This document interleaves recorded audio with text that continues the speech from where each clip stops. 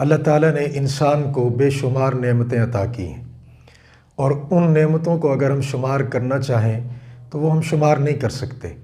یہ زندگی اسی کی نعمت ہے، چاند سورج ستارے سیارے یہ اللہ کی نعمت ہیں، جمادات نباتات یہ اسی کی نعمت ہیں، چرند پرند درند یہ اس اللہ کی نعمت ہیں۔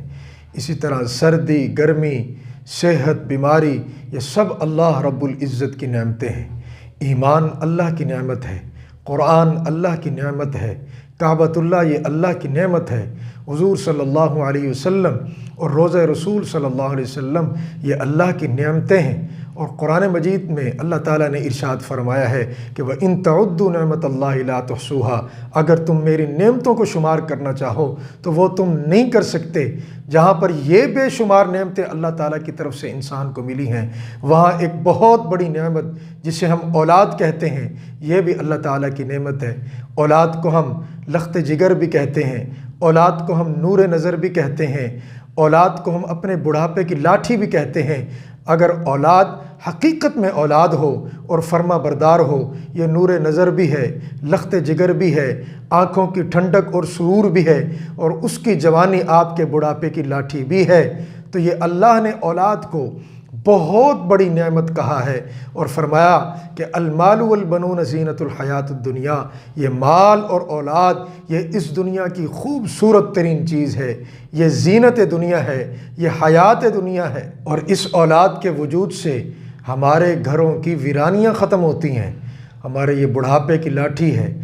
ہر شادی شدہ جوڑے کی یہ خواہش ہے کہ ہماری شادی کے بعد اللہ ہمیں فوراً اولاد کی نعمت سے مالا مال کر دے، اولاد ہمیں عطا کر دے۔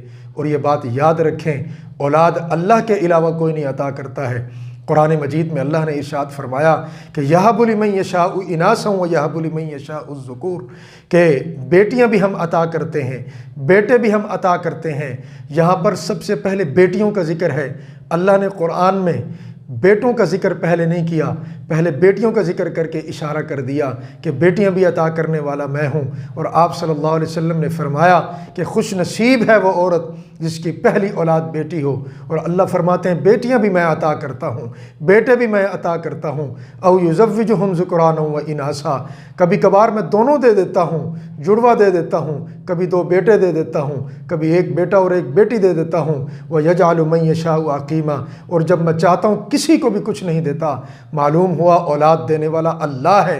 ہم ان پکھنڈی باباؤں کے پیچھے نہ لگیں، ہم یہ تعویذات جعلی عامل یہ پیر ان کے پیچھے نہ لگیں جو یہ کہتے ہیں کہ ایک معصوم سا بچہ ذبح کرو، اس کا قتل کرو اور اس کو فلاں جنگل کے اندر دفنا دو، پھر تمہاری اولاد ہوگی۔ خدا کی قسم اس طرح اولاد نہیں ہوتی ہے، اولاد دینے والی ذات وہ اللہ کی ہے۔ آپ اسی بات سے صرف اندازہ لگا لیں، اللہ کو جن سے اتنا پیار ہے کہ وہ خود وکیل صفائی بن جاتے ہیں، لیکن اولاد نہیں دیتے تو عائشہ کو نہیں دیتے۔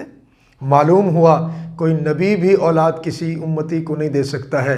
یہ اولاد کا عطا کرنے کا خاصہ یہ صرف اللہ ہی کا ہے، جسے قرآن میں اللہ نے کہا ہے کہ یہب لمن یشاء اناثا ویہب لمن یشاء الذکور، ہم جسے چاہتے ہیں لڑکی عطا کر دیتے ہیں، جسے چاہتے ہیں لڑکا عطا کر دیتے ہیں۔